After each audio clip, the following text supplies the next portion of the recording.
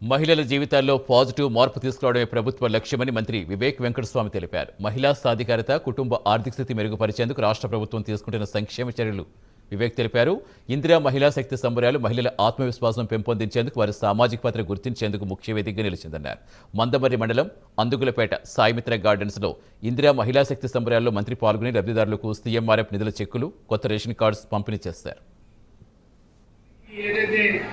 రాష్ట్ర ప్రభుత్వం సహకరిస్తుందో అలాగే ఇతర వర్గాలు, ఎందుకంటే మన డైలీ రేటెడ్ వేజెస్ పెంచినప్పుడు మన ఇంటికి కూడా ఎక్కువ పైసలు వస్తాయి.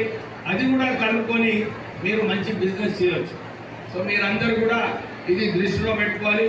కాంగ్రెస్ ప్రభుత్వం ఎప్పుడు పేద ప్రజల కోసం మేలు చేయాలి అని చెప్పి ఇప్పుడు కూడా పనిచేస్తూ ఉన్నది.